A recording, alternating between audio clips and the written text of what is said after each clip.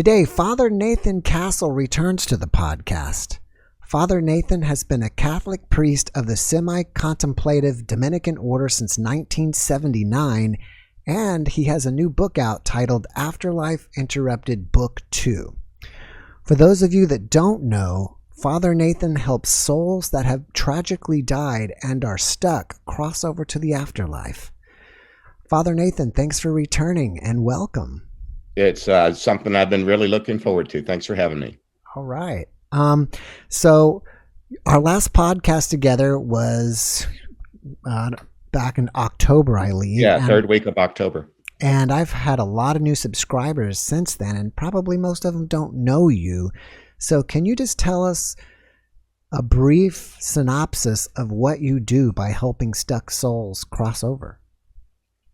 Yeah, about 22 years ago, I'm now 65 years old, but about 22 years ago, I was asleep. I had a what I call a contact dream. It wasn't just my own psychobabble. It had a distinct character that was other than that. I was in the dream. I met a young man that died violently, and he was on fire.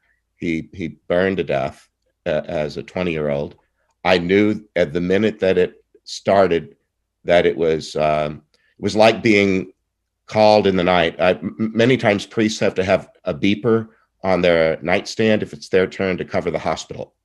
If there's an emergency call in the middle of the night, it might be your turn that night to answer the emergency call. And it felt like that. So I sat up, I said a prayer, I jotted down what I thought I just saw in the dream. In the morning, I met with a partner who I frequently prayed with and said, would you mind helping me? Something's up. I think we're being asked to help somebody in some way. And one thing led to another, and this is on our previous show. We went into a lot of detail about that story. We were able to talk to the guy and find out what was wrong with him, what he was upset about, and what he wanted. He had died many years earlier. He'd been keeping track of his wife, who was now aged and ill to the point of death. And he wanted to be able to greet her when she crossed, but he said, I can't the way I am. Mm-hmm. So that's where we started, was trying to help somebody do the thing that they wanted to do. And it's just built from there. I noticed that you mentioned that the voices that you hear are not your own psychobabble. Yeah. So when you hear these voices, do you hear their voice like you think in their natural voice? Like, do you hear men's voices and women's voices, or what do you hear? It's not as much audio as it is video. Do you remember your dreams? Yeah, well, fragments. Well, most of what the experience of these is much more visual than it is auditory. Although sometimes it also has a lot of emotional content, the way good filmmaking does, good storytelling does. Right. We might be talking about stories, but we're trying to affect hearts. So sometimes they're communicating fear or anxiety or anger or something like that. That's part of what comes through in addition to the visuals. Sometimes there's a little audio, but it's more visual than anything else. Do you feel like you're seeing the actual being as they looked like during their lifetime? I've learned that what I'm seeing, they are coached before they come into my dreams about get to the point, show this man something that will illustrate for him what the heart of the problem is, or what happened to you that caused some disruption. And so that it's not just off the cuff. They've already been kind of coached into telling a story and getting to the point, and they do that. All right, you're saying coached. Who is coaching them? I didn't understand this early on, but there's a whole team of afterlife helpers. All of my people die sudden, violent deaths, car crashes, stabbings, floods, shootings, you name it, where they were as alert as you and I are right now, and then out of body very quickly afterwards with trauma as the cause. And what I've found is that the afterlife accommodates whatever it is that people need. So there's something like first responders. There's something like ambulance guys, something like emergency rooms. There's a whole continuum of care. And I and my prayer partners are like the discharge staff. When people have healed to the point that they don't need to be here anymore, I help them move from one afterlife plane that's rather at a low level to the next thing that they're now ready for. That's amazing. So can you give us an anecdote or an example of one of your stories in your new book? That's just about all I do. I have lots and lots of them. Well, one favorite of mine that you and I haven't talked about even offline is this sweet lady that named Lucille. I call her Calm Under Fire. She showed me waking up in the middle of the night and looking out the window and seeing all kind of intriguing colors of light that she'd never seen out her window before. And then realizing that, oh crap, I'm in a wildfire. That's why I've never seen these colors before. The whole neighborhood's on fire. And she sized things up. She was a widow who lived with 2 cats. She was in her night clothes and slippers, and she thought, I'm in a wildfire. Now what do I do? She thought, if I were younger, I'd make a run for it. But I think, do I really want to go out on the driveway in a wildfire? I think I'm probably better off hoping that it skips over my house, because that happens sometimes, with wildfires and tornadoes. So she just collected up her cat. She thought, if I run around here like a crazy woman, I'm just going to scare the cats. So she gathered her cats together and sat in a chair and said, come right here. We're going to wait this out. And she said, I think what happened was, I don't know how wildfires work, but I think before flames got to me, there wasn't any oxygen left in the air. Do you know how wildfires work and if that's the physics of it? Well, not exactly, but that makes sense to me, that there would be so much smoke in the house that they would probably choke and die first. She didn't even talk about smoke. She just said, she said, I didn't know because I went unconscious, and it's really not that important. I went unconscious and then I didn't wake up. And she said, but what I would want people to know is, even though my body might have been burned to a crisp, I wasn't in it at the time. It wasn't as bad as you might think. But I ended up calling her Lucille Calm Under Fire, because she just waking up in the middle of the night, she assessed what was going on. She played around with a few options, but she said none of them were good. But the best one seemed like to gather up my cats and sit in a chair and see what happened next. And she did. And she said, I was very well cared for. I realized that I did in fact leave my body.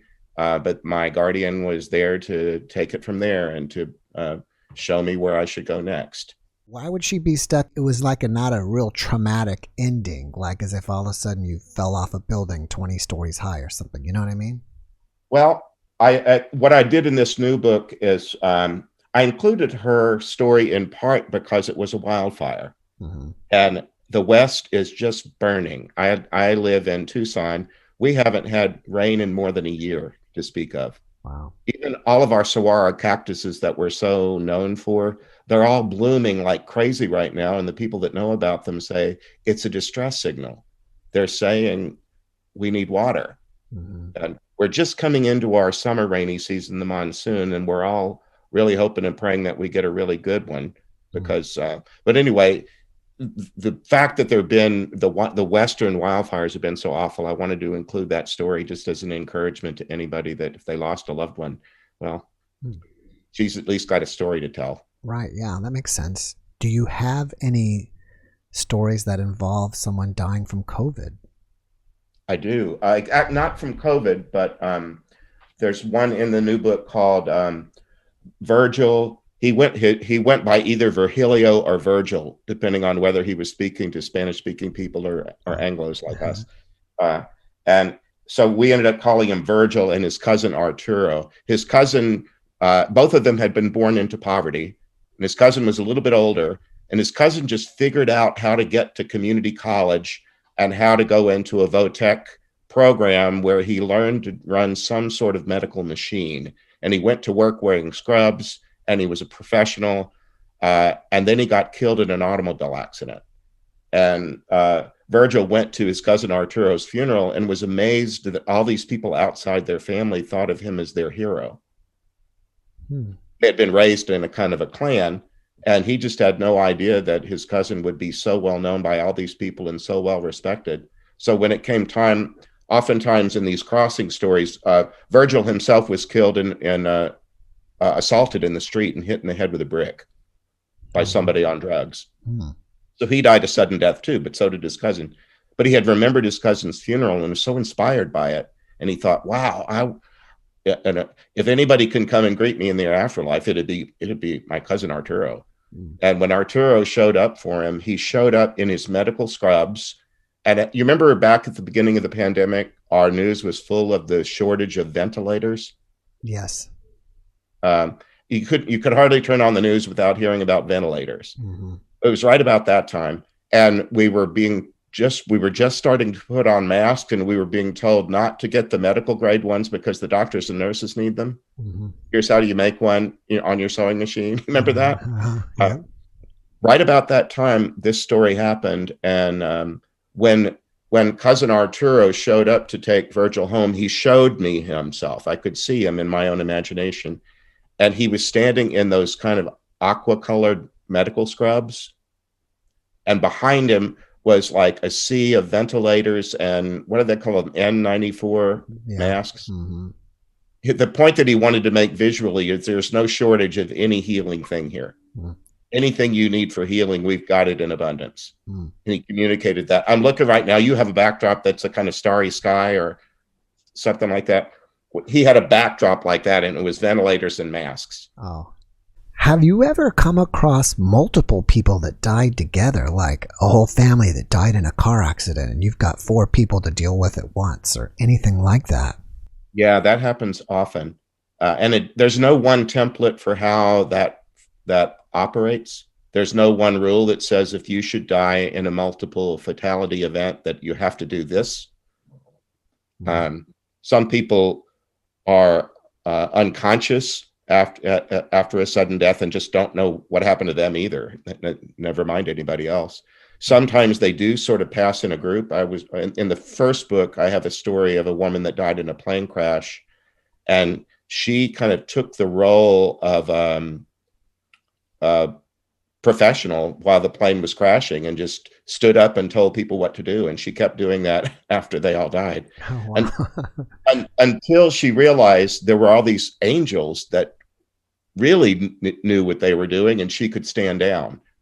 Once she realized that there was somebody in charge here and it didn't have to be her, she stood down.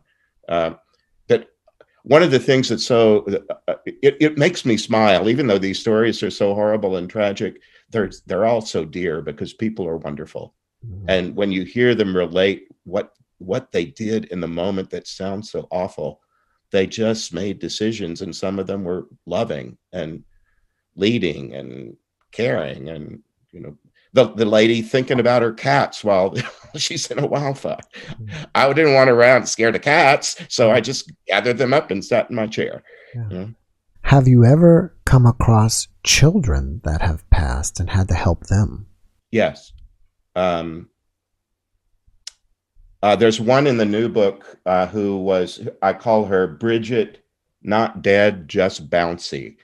She was climbing a tree that lots of kids climbed, and she didn't think she was doing anything particularly dangerous. And even after dying by falling from it, she said, I wasn't being reckless. I was doing something that other kids did that we did all the time. It's just that the limb broke. She didn't fall, the limb broke. Oh, wow. And so she wasn't off. She said, at first, I was afraid because I did something that would probably get a kid punished. And so right after I died, I kind of ran and hid. And then she kind of calmed down, or her guardian helped her or something. And but she said, I ended up in a place with people that fell from things. And that's the reason they died. And I ended up with a whole bunch of other people from different times and places that fell to their death. And they all felt like they were on the bottom because they died. That was the last thing that happened to them. They felt like they were low and and on the bottom. And she said, somebody came to me and said, you'd be really good at helping some of these people. You see that guy over there? He's sadder than you are, even though he's older than you. She got the point that even though she was young, she might have skills that adults didn't have. Mm-hmm. And the way she got to the point where she said, falling isn't always bad. Sometimes it's even fun. Like they have bouncy houses at kids' at birthday parties. Mm-hmm. That's the whole point. You jump up and down so that you jump up so you can fall down. And she said, what we need to do is we need to get them doing some things that involve falling that are fun. And she said, and she came up with this line. She was teaching these adults and saying, look at our bodies now. They don't have bones that can break, and they don't have blood that can gush out of a hole.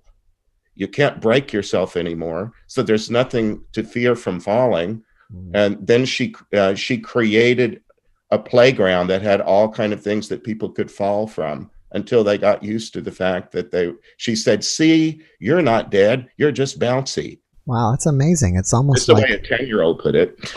Yeah, and it's almost like she's almost becoming a helper over on the other side. Well, she absolutely was. No question about it. So we called her Bridget, not dead, just bouncy. Hmm. So after doing this work for 22 years, have you changed it anyway over time? And what has changed about you personally? I'd want you and your listeners to know it's not the only thing I do, even though this is what we're talking about. Hmm.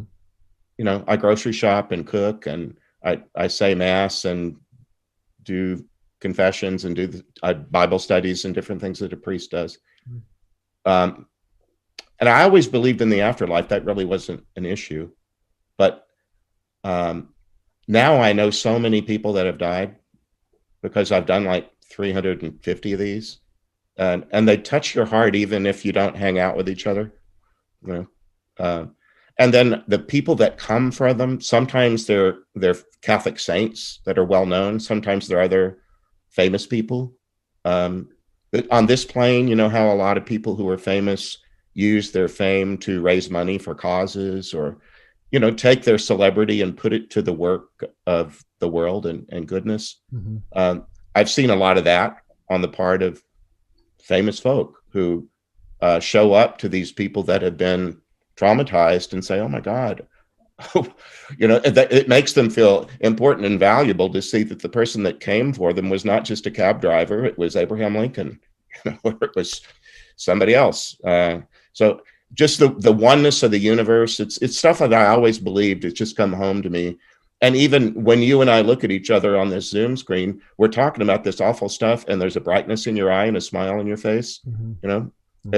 It just gives me joy to do this work, even though it involves stories that have, crushing sadness in them. Right. What does the Catholic Church in general think about this work? Well, I think I'd rather rephrase the question to what does the Catholic Church in specific think about this work? Because there's only one person whose approval I really need for me to do this work. And that's, I'm a Dominican. We're organized into worldwide provinces. I think we're about 42 or 3 of them in the whole world, 4 of them in the US. And I have a vow of obedience to my local superior, who is in Oakland, California. His name is Christopher, and he supports what I'm doing. He's the person who knows me, mm-hmm. who trusts me, and can vouch for me. Mm. So that's really all I need. My local bishop in the Diocese of Tucson only moved here a couple of years ago. We hardly know each other. He's okay with me as long as I don't harm anyone in the Diocese of Tucson, and I'm not out to harm anybody. So we're cool. Mm. Then the rest of it is people can have opinions about you, and mm-hmm. Not very many have formed negative opinions. Mm-hmm. I'm really surprised. You know how cruel the internet can be? Yes. I've had very little of that. I just haven't. Well, if that happens, well, I'm a grown-up. I can deal with it. Right. I've had a couple of speaking engagements from which I've been disinvited because of this work, but I'm not annoyed about that. I just kind of knew that would this topic can be scary to people, and Um, I'm happy to go where I'm invited and not go where I'm not invited. So that's okay. Lately on my podcast, I've had a couple people appear to be still struggling with taking their own life. And I feel like there's just something that's inherently wrong doing that, generally speaking. And I even made a statement that, even the church is against it. And in Catholic Church, if you do that, you're not allowed to be buried in the church cemetery. But is that true or not? And can you give me your opinion on that? It was earlier in my life. That happened to have changed formally in 1991 with, and I even mentioned that. I go into that because near the end of this current book, I have two stories of people who took their lives. And one of them, we always ask their permission to speak of their stories aloud. There's a lot of stories I'm not telling you because I don't have permission. But I am speaking about ones where I've gone back to them and said, would it be okay if I spoke about this in public? And one of them was not she was raised in some sort of church, and I asked her, do you even use the word suicide to describe the way your life ended? And she said, nobody's ever asked me that. And I said, well, what would you say? And she said, I would say I took matters into my own hands, that all of the options for my life were bad, and this one was the one. And her circumstance was she had been by her own co-workers and got pregnant, and just, it was all back in the early 40s. She was just a babe in the woods, and she was so overwhelmed that she just thought this was her best option. So, and back to the Catholic Church thing, that was an example of change coming from the ground up. It wasn't that a pope just made a decree one day and said, we're changing the policy. People at the grassroots level just said, this can't be right. And enough people said it to eventually cause the policy to change. So that's no longer true. You can be buried in a Catholic cemetery, or right when our people are grieving the loss of a loved one to a suicide, that's the worst possible time to be telling people, we can't help you. I don't think it's going to change anything. Once they cross over, they still have the same problems they left with, right? What I've seen is that they're not shamed. A lot of, and frankly, a lot of people that appear to have taken their life didn't exactly make a full act of the will to do so. Sometimes they do risky things that could cause their death and they died. And especially with the use of drugs. They didn't necessarily want to finish themselves off, but they took more than they ever had before, and it did the deed. Right. It's a kind of gray area. But they do end up knowing that they're, first of all, that they're well taken care of, that they're safe. Because they didn't feel safe moments before. And then they're down, when they've been through some healing, they're led to understand that when you're ready for it, that decision or that action did cause other problems, and those problems all need to be dealt with, but you don't have to do that this minute. It's really therapeutic, when have you ever had to recover from a surgery or anything like that? Thankfully, no. Me neither, but I know, some people might just want to push hard because it's their temperament. They want to run laps around the hospital, but no, not yet. We'll let you know. We'll let you push, but we won't let you push too hard. I've seen some people that have taken their lives that are trying to make up for lost time, and sometimes they have to be coached to just slow down a little bit. There's a whole afterlife team of people, some of them angels, some of them humans who love healthcare. And in the Catholic Church, some of your listeners might be familiar with the idea of a saint being the patron or patroness of a particular thing.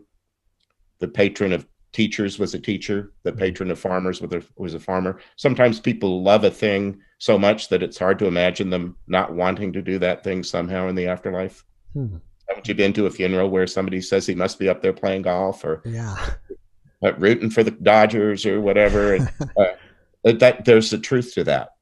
There's something about us that when we really groove a particular love or passion, it's inconceivable for us to just leave it utterly behind. And sometimes people in the afterlife find, I really loved my healthcare work, and once I found out that there was an analogous need for it, I just had a little retraining, and I learned how to do here the thing that's very much like what I was doing earlier. Maybe you have or have not because they've already been coached, but have you ever come across someone that was shocked that there was even an afterlife at all and that they're an eternal being? They were just expecting to be nothing and that was the end. Yeah, that happens a fair amount. In the new, well, I mentioned on the previous time we were together last October that one of the guys in this now published book was a sheriff that was killed in the line of duty, responding to his sister's house where she was killed, and he didn't believe in an afterlife, and then he was in it. But for people that are able to pivot and not let their pre-existing conditions blind them too much, you know, you just see what is. Has that ever happened to you where you just had to change your mind because a new fact emerged and you just went, oh God, so I must have been wrong? Yeah, probably happens all the time. Yeah, or not, because you can insist that you're right in the presence of evidence to the contrary. You can be bullheaded and stubborn, can't you? And just be the last one to believe what everybody else understands to be so. That's another option. But anyway, Sheriff was not. He just said, I just didn't think about those things. And then when I realized I was out of my body, I was so angry at the punk that killed me. And he said, I know some people, forgive their killer with their dying breath, but not me. I'm still mad as hell.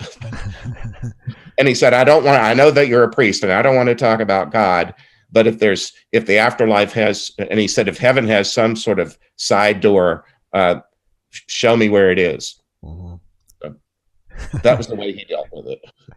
Quite a few of my podcast guests have encountered Jesus during their near-death experience. So, as being a priest and someone in religion, can you give me your point of view about that? Jesus is just as cool as can be, and is great fun and hugely loving, and gets a really bad rap from a lot of people. Feel like he's the judge that's looking to punish and only likes the religious kids or something like that. And it's just not true. He's a universal beloved. But what people's experiences of him are, I just love listening to people's stories. And so when people want to tell a story, I just shut up and listen, and then they ask my opinion, I'll offer it. But I think you just asked my opinion, didn't you? Well, that plus, and let's go here. Have you had any of your people in the afterlife that you've communicated with also been contacted by Jesus? Yes. Yes and no. In the new book,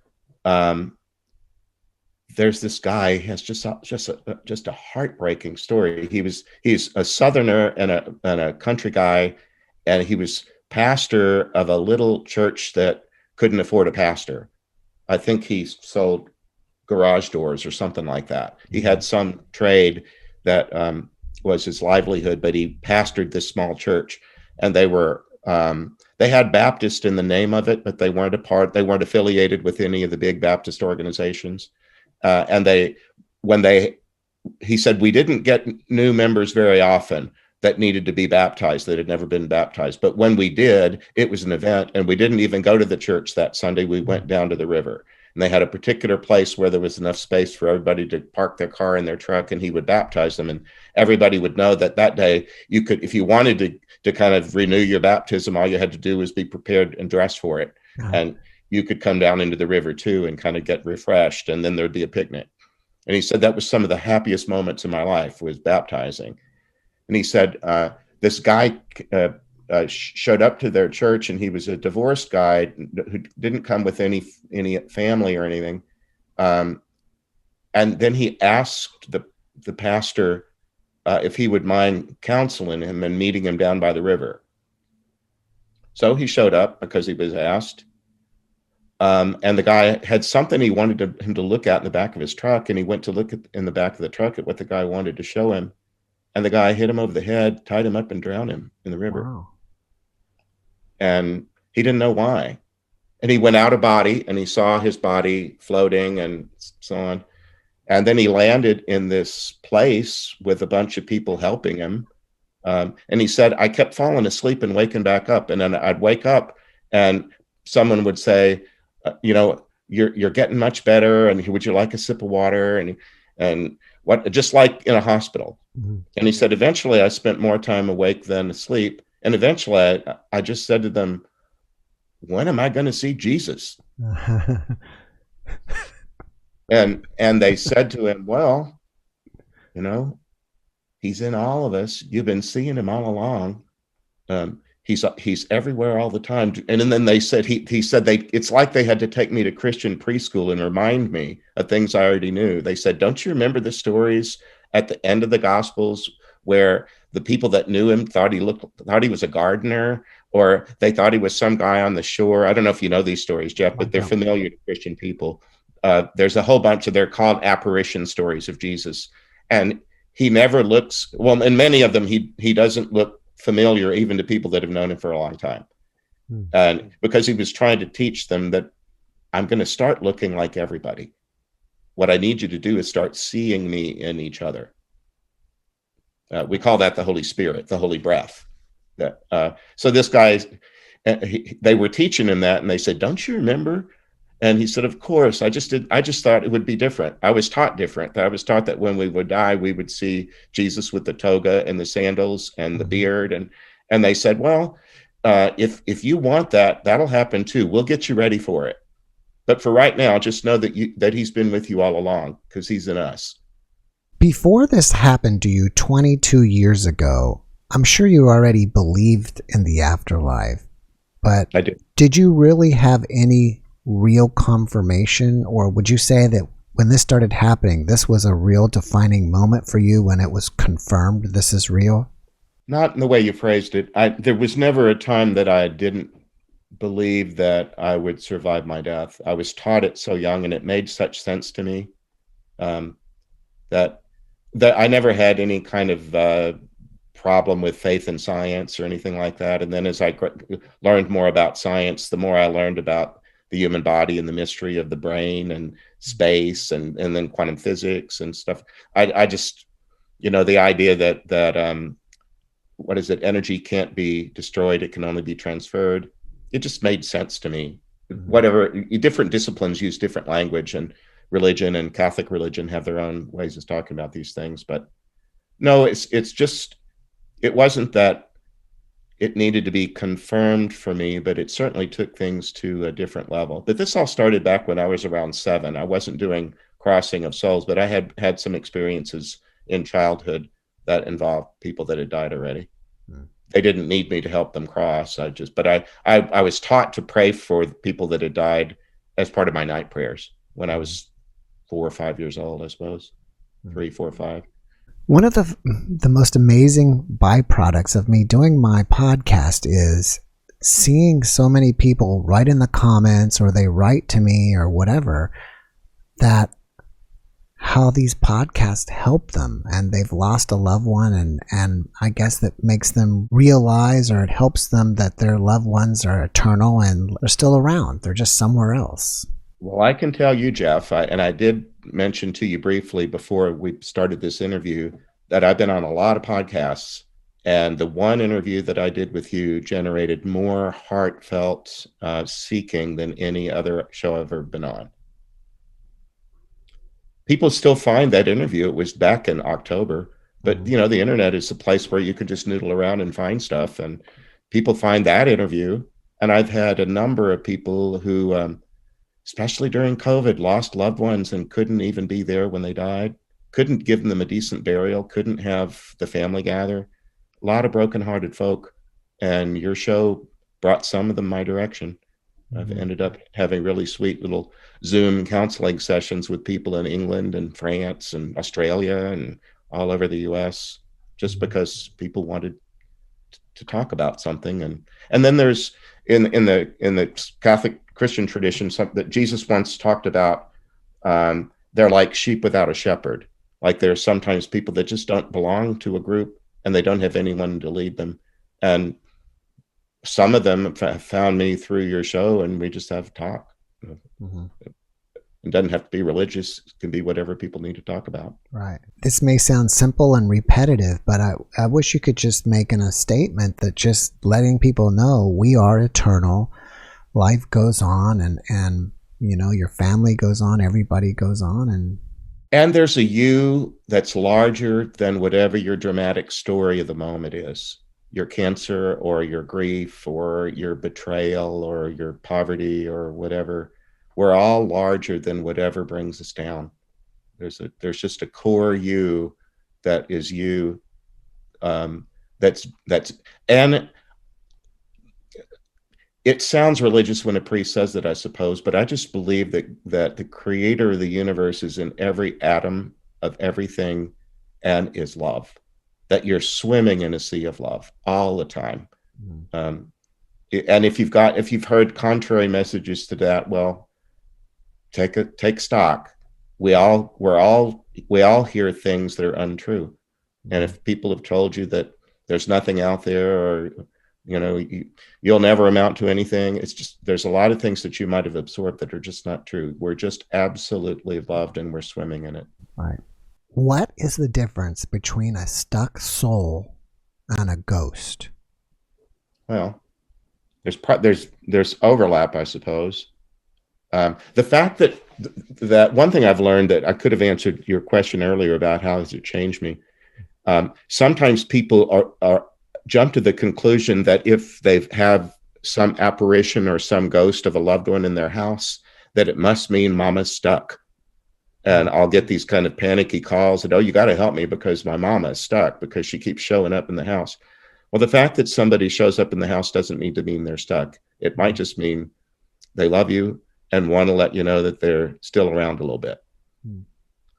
Don't jump to that conclusion that just because there's some sort of apparition stuff going on, or light switches going on and off, or their favorite song showing up, or hummingbirds in the window, or whatever. If there's some indicator that a loved one is being present to you somehow, don't assume stuckness. It could just be they want to, and people keep their quirkiness.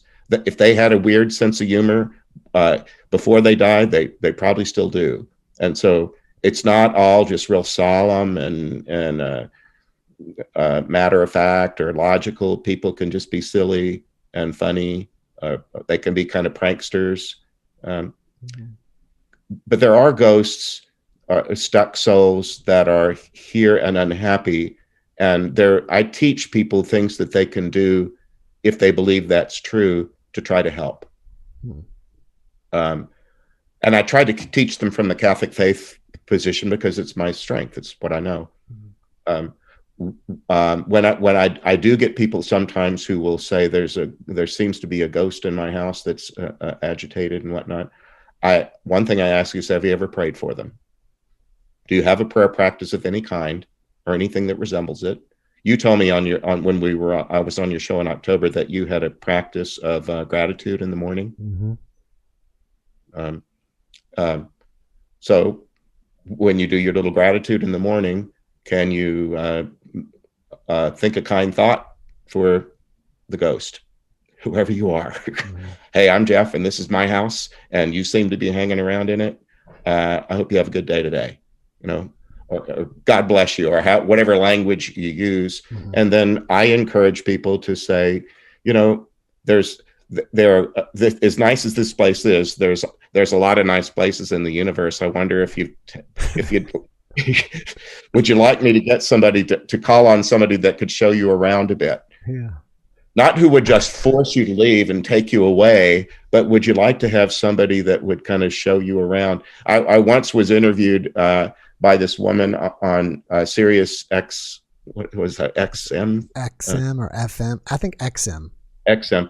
I never got to be on her show, but I was at a seminar where we were being coached about how to approach media, and I didn't think she ran a real estate show. Why would she want me on her show? But I told her what I did, and she stopped me. We thought we were just practicing with each other, and she stopped me and said, "You have a real topic. Did you know that that in some states, if you have paranormal activity in a house, you can't sell it without disclosing it?"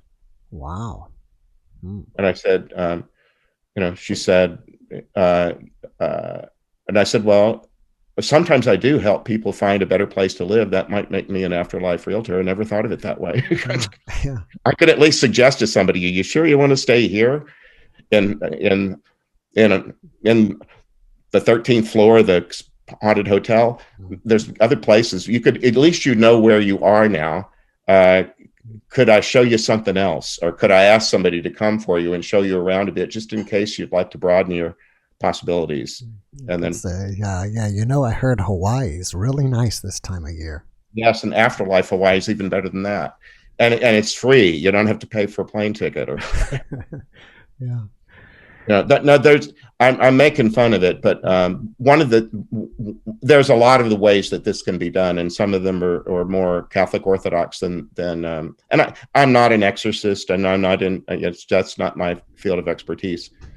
But we do have ways of simply praying for people. One of the things that we do is we call it having a mass said. It's a simple dedication of what we do every day and many times on the weekend, where you just have a mass said for the intention of this person. Anyway, I just coach people into calm down, pray. This is a person.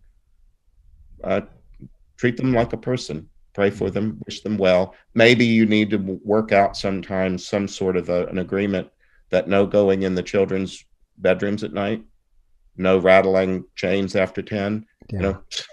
Something like a roommate. Right. I found it fascinating that twice you use the word plane, like plane of existence. Yes. PLANE, when I use it that way. Right. That to me doesn't sound like a biblical word, planes of existence. So, and if it is or is not, either way, what is your interpretation, or what do you think about the afterlife? Are there different heavens, different planes of existence, different places people can go? Some of your listeners might know the letters of St. Paul in the Christian New Testament, and he might not say the word plane, but he talks about levels. Um, um, the specific crossing over thing that we do does mean leaving behind a place where there's certain limitations, and the crossing helps people's horizons expand. They can then come back to this place. They don't have to leave it forever, but they can go on to the universe is expanding all the time, and so I just think it's natural to expand. But they do move on to a next level where other opportunities and possibilities are presented to them that didn't exist at the lower level that they were at before. Mm-hmm. I don't know. Does that get to what you were asking? Yeah, kind of. I think it does. Basically, I mean, I don't know, and I think we're all just speculating here. But there is possibilities of going different places. I feel like that's what you're saying. Well, what you're saying too is I believe that it's possible to both know a thing and not know a thing at the same time in different ways. I work in universities, and in the morning, PhDs are at the front of the room lecturing about known things and imparting knowledge to eager minds. And then in the afternoon, they're working with their graduate assistants and their PhD candidates in the lab, exploring what we don't know yet. Mm-hmm. You can do both of those things. And I just believe people of faith, when we assert things to be true, I believe there are some things that I assert to be true that are really true. But I try not to be so arrogant as to believe that just because I've been taught this particular formula that it's true in every circumstance across the board always. You have to kind of hold these things in a balance. Mm-hmm. I was thinking about something that we talked about on our last podcast, and that was guardian angels. And yeah, we spent a lot of time on that last time. Yeah, and you mentioned that, if you look like on a scale of evolution, you have like the snail and I don't know, and then something, and then eventually you have a human, and then you said the next one up is an angel. Yeah. So are you implying that humans evolve into angels? No, not at all. And not the cosmology that I've been taught. Other of your listeners might have different notions of this, but what I was taught and what I believe to be true is that God created all the pluriformity of life on Earth, and that continues in the immaterial realm. And And the ones that I deal with most are guardians because of the specific work that I'm doing with people that needed help because of the trauma of their death, and they need specific help. And I've got this one little niche ministry that I do. But the guardians come across and they are just delightful. They don't have gender as part of their nature, but they understand that we mostly experience each other in that way. And so they kind of pick the one that they think is the more helpful. Mm-hmm. They often will take a nickname just to, sometimes they're playful. One of my prayer partners is particularly kind of an imp. He likes to tease and play even when we're in the middle of these things. Mm-hmm. And whenever a guardian comes on, he always just tries to draw them out and get them into some sort of banter. And many of them are happy to do that. Mm-hmm. Others of them tend to be a little more matter of fact. Just the way that all the people that you meet in the course of the day vary from one to the next. Just to kind of go back over this again, can you give us an example or tell us how to get in touch with our own guardian angels if we want to? Yeah. Intend it and mean it. Decide this has captured my attention, and I really want to know this. Mm-hmm. So you'd need to go beyond kind of a very introductory level curiosity and decide, I really want this. Again, it's relational because they're persons. They're not human persons, but they're angelic persons. And the same way that if any person that you've ever been intrigued by and want to know them more, what do? You make some kind of effort, don't you? Right. You get their phone number. You make it a point of trying to be around them and finding a common interest and so on. Same with your guardian. You would just need to be, it really needs to involve some stillness, some kind of sensory deprivation. Put other things out of your mind and be able to say, hey, guardian, whoever you are, I'm Jeff already, but I'd like to know you. One of the ways you can seed your imagination is to do that before sleep. Mm-hmm. And say to your guardian, hey, buddy, and you might even give them a nickname. They wouldn't mind that at all. I just want to go on the record as saying, I really would like to know you. And from what I'm told, you're already guarding me and have been since I was a little kid. So thanks for whatever you've done to keep me out of, maybe you spared me some trouble that I would have gotten into otherwise. I don't know. But, and then you could say, if it's really true that you guard and enlighten and guide, well, then help me be more receptive to whatever kind of subtle guidance you might be able to offer. Mm-hmm. Let me give you this example. I play golf badly. Mm-hmm. And I got to talk to my guardian one time, and I said, I get upset and frustrated and stuff, and this is important to me because there are other people in my life that like doing this, and I really want to be able to do it with them, and I want to be peaceful and happy while I'm doing it. How can you help? Because you don't even have a body. And he said, yes, but your game, it's not just about your body. It's about your mind. It's about the way you think. And so he said, Nathan, focus. Have you ever played golf? Once or twice, but If you're standing over the ball trying to make a good shot while you're angry at yourself for missing the short putt just a few seconds ago, that's a recipe for disaster.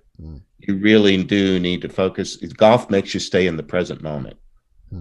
And the discipline of the present moment is really important to a life well lived, I think. And what my guardian just said, focus. Focus. Are you saying that guardians know our thoughts as well? They don't read your mind because it's rude. Okay.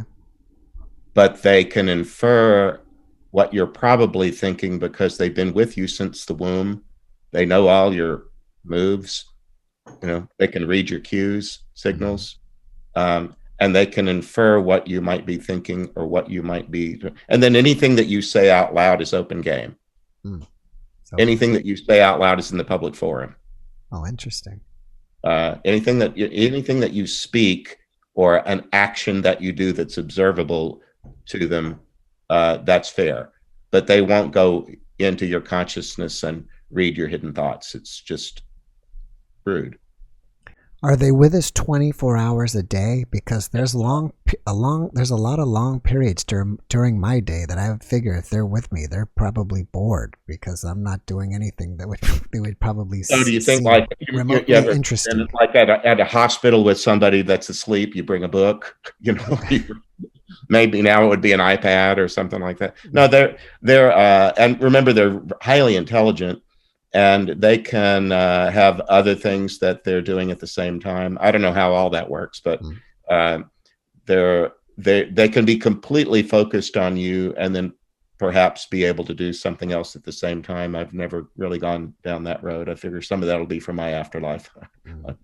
I have a full plate right now. On your new book, you scratched out the word, or you crossed through the word stuck. So yes. What has changed from book to book that you did that? Especially when I was first at this all those years ago, the fact that they all died such trauma deaths. I almost never get people that just died of a bodily illness. They're almost always traumatic deaths. And some of them were in trauma loops where they couldn't stop thinking about the last thing they saw, the car crossing the center line or something horrible. And we were helping them get out of that. But then over time, I began to appreciate that I was really not just this guy doing this crossing thing, but I was at the end of a continuum of care, and all these other persons along the line had helped him to this point. And they weren't so much stuck as that they were just in extraordinary need because their passage had been so abrupt and challenging. And they weren't ready for a move from A to B. They needed they needed time or special care or something. Kind of like, one of the ways to think of it is sunrise. The sun just doesn't burst over the horizon. You see its light before it. Don't you see some light before sunrise? Yes. And then it gradually gets lighter until the whole sun is above the horizon. It's more like that. Some of them just need time and space and special care to get where they're going. They weren't necessarily stuck. They just kind of had a steeper hill to climb than you and I might if we die, peaceful, anticipated deaths. Are there some people that just hang around because they just want to be with loved ones and they just don't want to go? They just resist and they're just hanging around family members or whoever? You mean after they've died? Yes. Yeah, that happens sometimes, but it doesn't mean they're stuck necessarily. And even ones that are making good progress, at least in the little, I have to kind of stop myself. You make me feel like an expert on everything under the sun. Well, you are. Well, I will claim my expertise in this odd little field. But there are people, they if they want to be around their loved ones, I've seen this particularly with parents that died before their children were raised and to adulthood, who feel very much like their mission was aborted because they left underage children. And sometimes they are very motivated to want to come back and hang around and be known to their kids. And if they do it in right order, in goodness and in harmony, they can be taught how to do that appropriately without being obsessed, or it's just a matter of balance. And then they have to learn, you wouldn't want, peeping in the shower, and there'd be a kind of an ick factor or creepiness about when and how you showed up to your loved ones.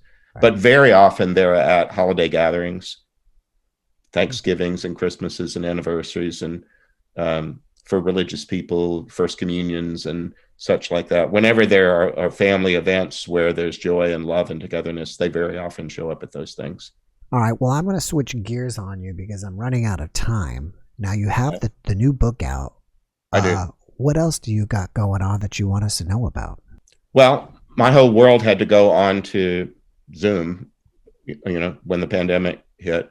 So for anybody that's interested in what I'm doing, you could go on my YouTube channel, and I've done a couple of things with Christian scriptures that might interest people that were never taught them. They're not necessarily churchy Bible studies, but I did these Zoom calls. I had 75 on one study and 65 on another one. People from all over the world doing line by line studies of the Gospels of Mark and John. That was great fun.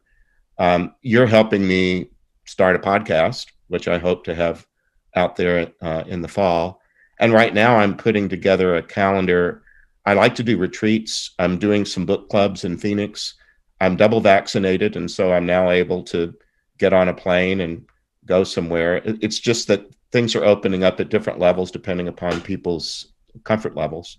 But if any of your listeners wanted to invite me somewhere, email me. Maybe I can come and offer something live, or I'm doing a bunch of things over Zoom, just having conversations with different people about all of this.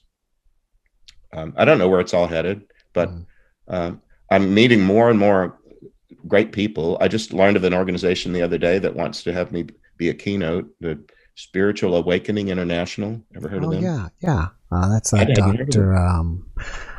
It's a woman, Dr. Kaysen, Yvonne Kaysen. Yes. Yeah. Sweet lady. I've said keynote. I think what they do is they have one major Zoom speaker a month, and they're we're gonna have a conversation about whether I might be that. So great. That might be a whole other group of people that I meet. And over these recent years, one thing leads to another in the quirkiest way. You remember my first book is about the Wizard of Oz?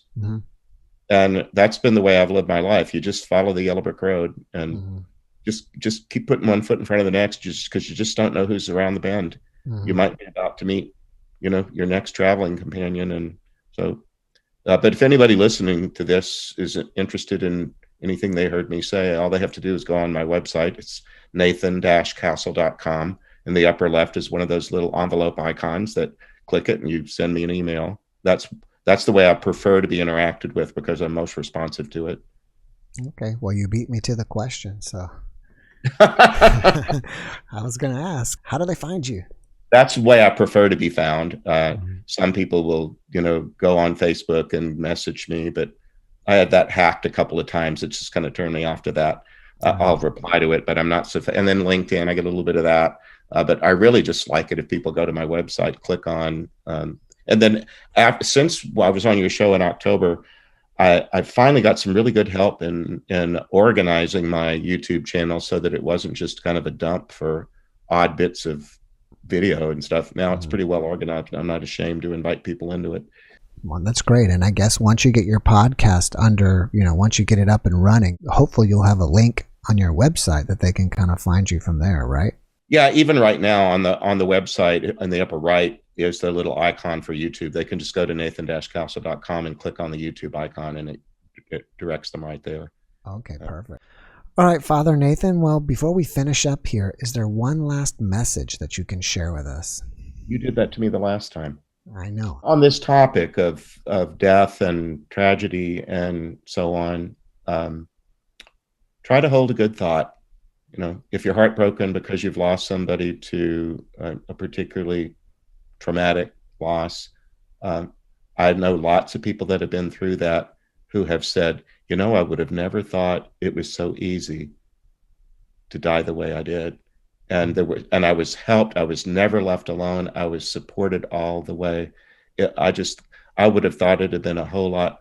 It would have really been awful to die the way that I did, except they made it so easy. So that would be, if there are people who have that hole in their heart that they wonder, what was it like for my loved one? I've had so many people tell me, wow, that was a lot easier than I thought it would be. That's a great message. And Father Nathan, thank you so much for joining me again. I really appreciate you, and I wish you massive success in whatever you do. Well, you're helping me be. Wouldn't say massively successful necessarily, but I'm getting to help a lot of people because of you, and I'm grateful for that. Well, I'm glad I can help.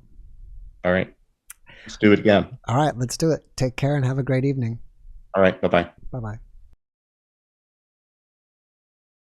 Thanks for watching the JeffMara podcast. I really appreciate you. Another way to show support is through YouTube memberships. And if you do, there are loyalty badges and other perks depending on your level of membership. All you need to do is click the join button underneath the video to find out more. Thank you for your support.